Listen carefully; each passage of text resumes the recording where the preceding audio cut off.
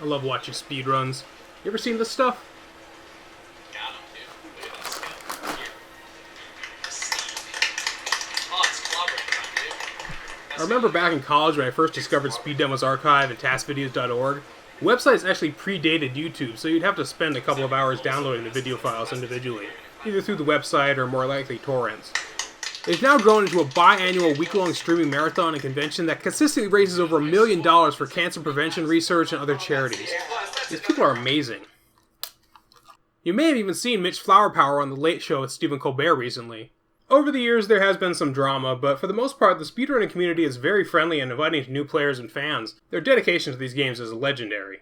Many of these speedrunners actually make a living streaming their attempts on Twitch to thousands of viewers every day, with games like Ocarina of Time, Yoshi's Island, and even more modern games like Mirror's Edge and Super Meat Boy.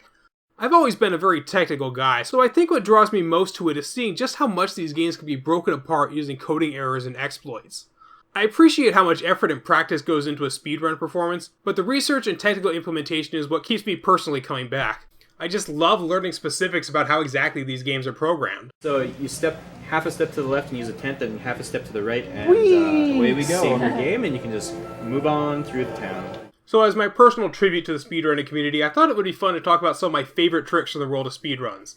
Now, there are a couple of caveats. First of all, this is my list. I tried to choose from a wide variety of games or franchises, but it's impossible to judge something like this without having some form of bias. So if you're angry that one of your favorite games isn't on here, keep in mind that there are so many tricks and so many amazing speedruns that it would be impossible to please everybody. So feel free to leave a comment below with some of your favorite tricks. And two, there's going to be a lot of technical jargon here, but I'll try my best to try to explain things thoroughly without being overly dry. So without further ado, these are my top 10 most awesome speedrunning tricks. Oh, it's like I spoke too soon just then. Just that brain perfect should stream me over again. I really just want to listen. I'm stumbling over the words to say, and chat keeps asking, is this a let's play? I know I can't play like the times. All I wanna do is go fast. All I wanna do is go fast.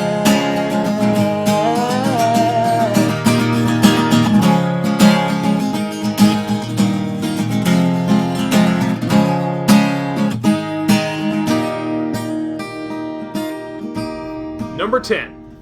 I'm sure all of us tried this at some point. This is probably the most iconic scene in Super Metroid outside of the final battle against Mother Brain. The Metroid larva latches onto Samus and starts draining her of her energy. It's only when she's left with 1 HP that the baby realizes what it's done and lets her go, forcing her to search desperately for a fill-up station. But believe it or not, it's possible to avoid the Metroid entirely, which is pretty much required to get a good time, since not only does the cutscene eat up several seconds, no pun intended, but you also have to spend time refilling your health afterward. Let me make it clear, you are not supposed to be able to do this. The developers clearly intended the player to have their health sucked out as part of the story, so avoiding the Metroid is one of the hardest things in the game to do, and it never stops being impressive. It doesn't even save all that much time, maybe about 20 seconds, but they do it because that's the game. Speed above all else. All I wanna do is go fast. Number 9. It's no secret that I'm not a big fan of the Halo series. Not that I think they're bad, but I just think there are other shooters that are more worth my time. So you know a Halo trick has to be pretty awesome when even I have to put it on my list. Silent Cartographer is one of the most well-known levels in the game, and most people remember it for how much backtracking there is. But when Cortana tells you, don't let them lock the doors, would you believe it's possible to actually do it? Don't let them lock the doors. That's better. That's better. It's normally impossible to get through this door the first time. You're supposed to travel all the way around to the other side of the island just to unlock it, and then back to continue through. But when you do it this way, it skips about 2/3 of the level. Then it's just a simple matter of dropping down and landing on a slope to avoid fall damage. Admittedly, the AOTCR bridge fall that skips about 20 minutes of the game is probably a more important trick overall, but I think this one is a bit cooler just because of how slick it looks. Almost like you were supposed to do it that way. All I wanna do is go fast. Number 8. When you think speed running, you think Sonic. This was one of the original speed games, even down to the fact that they made the timer count up instead of down. It pretty much predates modern speedrunning as a concept, so it's only natural to become one of the more popular speed games out there. It's kind of funny how the games got less and less stable as they progressed until... yeah, let's forget that happened. But I think this trick in Green Hill Zone Act 3 is a thing of absolute beauty in its simplicity. Not something that people do in single segment runs, unless you're stupid like me.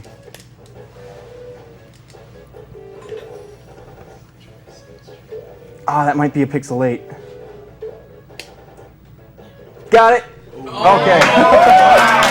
There's no glitches or exploits involved here, making it one of the purest tricks on the list. Just perfect timing and execution. Most runners don't even try to do it this way since it's so risky, but so worth it when it actually works. By the way, if you haven't seen Naglaria's run of Sonic at SGDQ 2013, it's freaking hilarious. Kill you. I did a frame perfect jump there to sneak through that. Whatever. I do it every day. All I wanna do is draw fast. Number 7.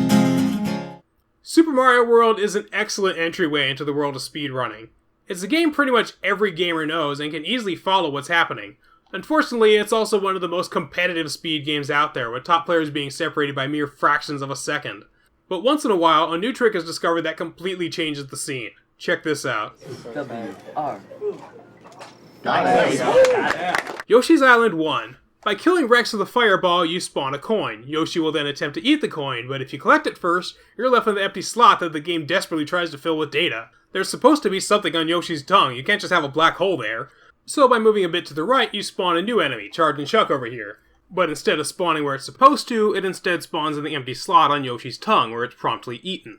Now, you're not supposed to be able to eat a Charge and Chuck, so the game gets a little confused and puts a very special item in your inventory. It may look like half a Koopa, but it's actually the end orb from the ghost ship. You know, that orb that you pick up at the end of the level? Now that it's in your inventory box, you can spawn it anywhere. Yes, anywhere.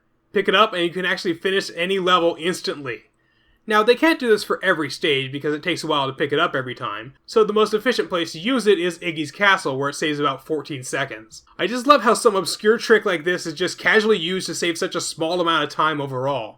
You just know when they discovered it, they went scouring through the entire game seeing where it would be the most beneficial.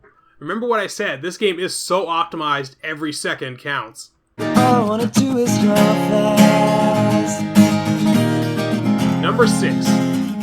Alright, now this one's not really a trick particular to any specific game, but more of a subset to any game that uses the similar physics engine. Portal, Fallout, Elder Scrolls, among others. You can do it with pretty much any object, just hold it below you, jump, pick it up again in midair, and jump again before it falls down. Repeat, and you can essentially fly anywhere.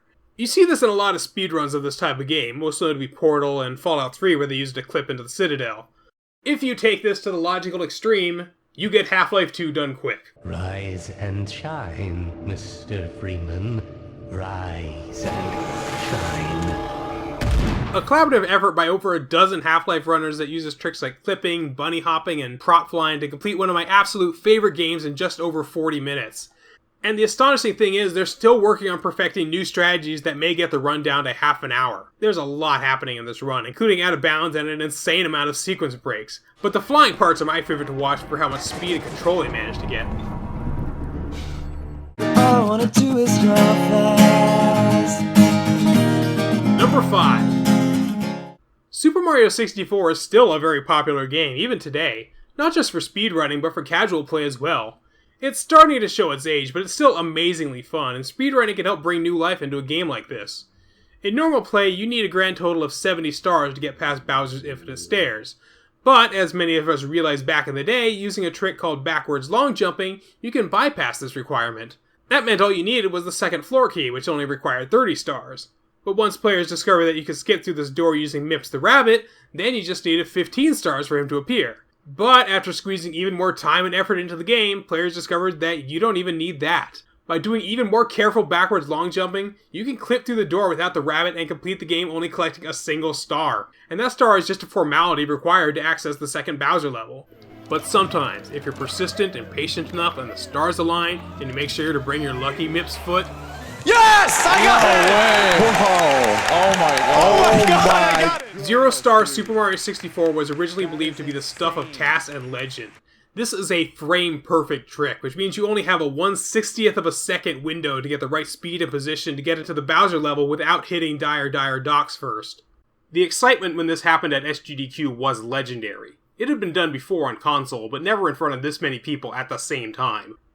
I love this trick because it represents the ultimate culmination of a run. Most of us knew about the stairs glitch, but this is what happens when you keep poking and experimenting where others are content to just give up and move on. Over the years, players have slowly reduced the number of requirements until nothing else remains but the bare minimum of the game, which is part of what speedrunning is all about. And speaking of stairs... All I wanna do is draw fast. Number 4. Believe it or not, there are RPG speedruns, and they're not as boring as you might think. Well, maybe Final Fantasy X. They tend to be on the longer side, but with this trick, you can finish one in about 8 minutes. Interestingly enough, there are 2 Final Fantasy games that use something called the stairs glitch.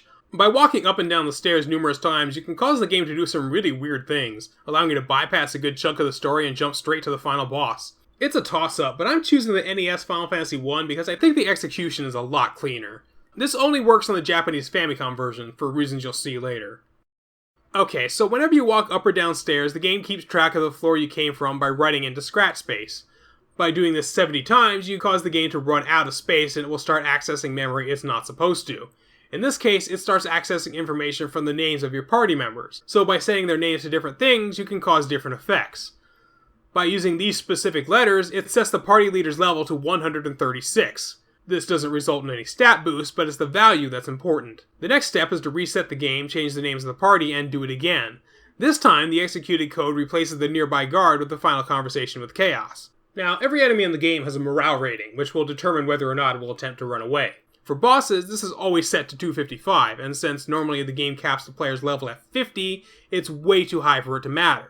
But with the level set at 136, even the final boss will actually run away from the party, ending the game instantly. Where do they even come up with this stuff? When they first discovered that repeatedly walking up and down the stairs in Corneria Castle crashed the game, most people would have stopped at, that's interesting. But nope, these runners and data miners kept researching and deconstructing the code to give us a way to save the world in less time than it takes to watch this video. Keep up the great work, you magnificent maniacs. All I wanna do is draw fast. Number 3. If you haven't seen the Yoshi's Island 100% run, you really do owe it to yourself to check one out. There's very little in terms of skips like out of bounds or sequence breaking, so most of the run just involves playing the game really well, really fast. It's probably one of the most legit runs out there. There tends to be a lot of downtime with a couple of auto-scrolling levels and boss battles where you have time to show off. Trihex is probably one of the best known for his swag strats, diving into certain death only to have the level end just frames before it's too late. This is completely unnecessary and actually a really big time loss if he screws it up, but he does it because it's freaking awesome. Or you can just avoid fighting the boss altogether.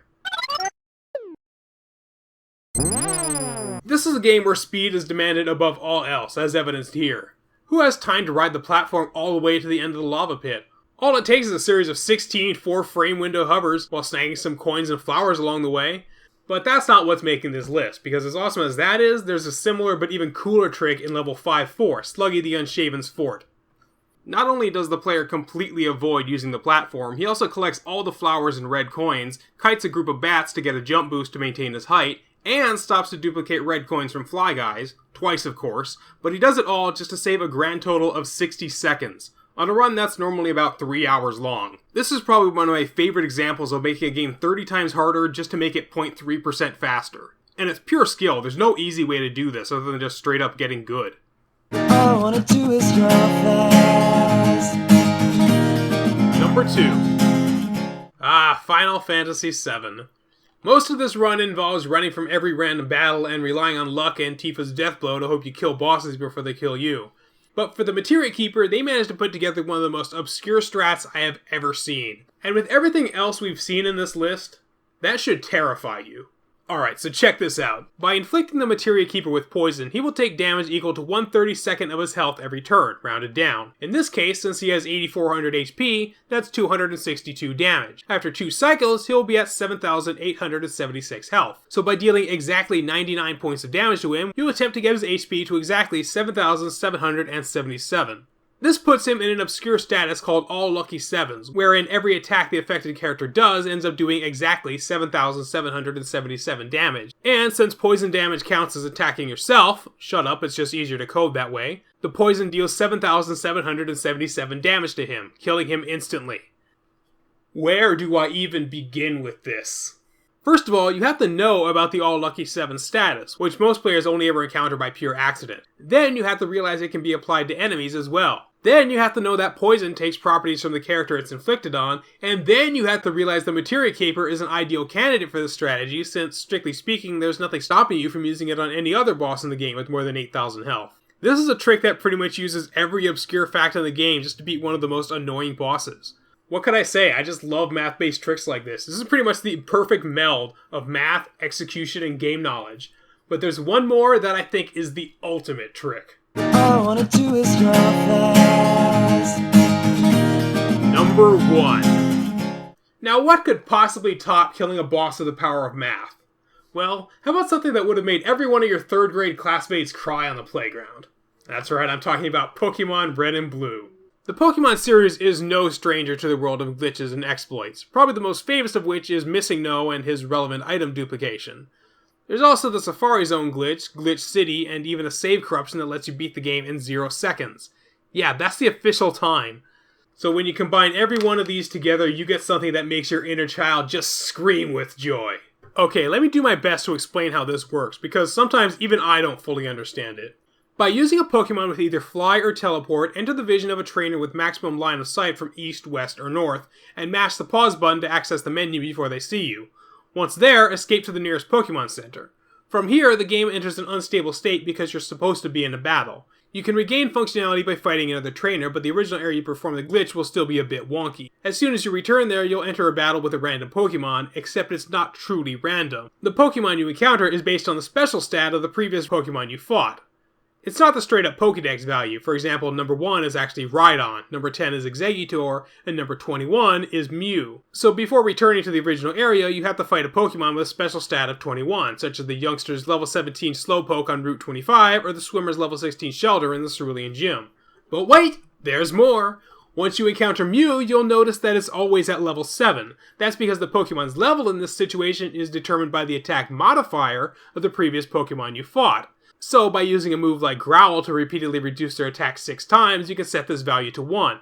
No Pokemon in the game can be encountered at level 1, so their experience point algorithm gets confused and thinks it should have negative 51 XP. Once it does gain experience from battle, provided it doesn't gain more than 50, this will underflow and correct to over 16 million XP, sending it instantly to level 100. Have you ever seen what a level 100 Mew is capable of? Let's just say you don't need to bring anyone else with you to the Elite Four. Mew completely dominates the rest of the game. And what I love about this is not just that they're using it during a speedrun, but that it's a trick that not just speedrunners can do. Anyone who plays Pokemon Red or Blue can pretty much accomplish this trick just by following some rather long but still relatively simple instructions.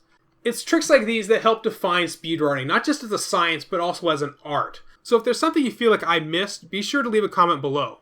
I'm excited for SGDQ this year, and I hope to continue seeing some amazing runs in the future. I've even been thinking about picking up a few speedrunning games myself. I hope you've enjoyed this list, and if you want to learn more, be sure to check out Speed Demos Archive, Speedruns Live, or GamesDoneQuick.com. Until then, everybody, have fun, and happy gaming.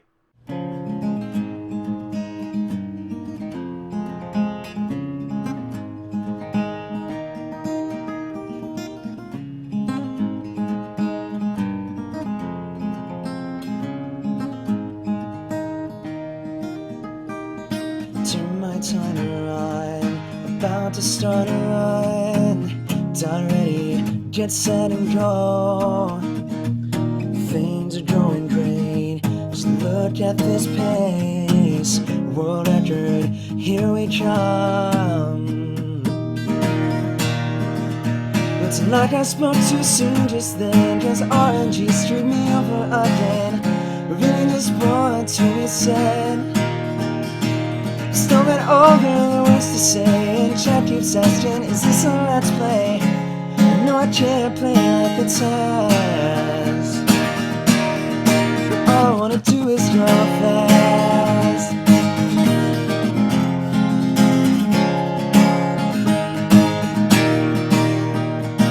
Everyone just laughs at me, but I can still PB. Just gotta play perfectly from here on out. Comes, Super save the run. It all comes down to a moment like this. Whoa. I spoke too soon just then. Just that brain perfect should screw me over again. I really just want to be sad. I'm stumbling over the words to say, and chat keeps asking, is this a let's play? I know I can't play like the times. All I wanna do is go fast. All I wanna do is go fast.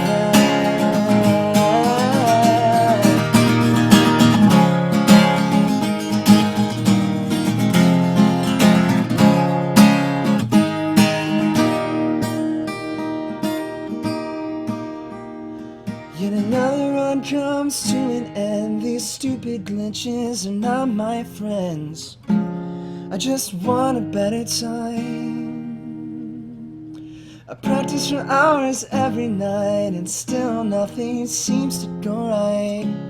I know I'll never play like the times, but all I wanna do is go fast.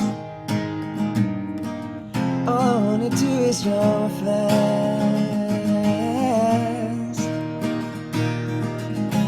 I just wanna go. I just wanna go. All I wanna do is go fast.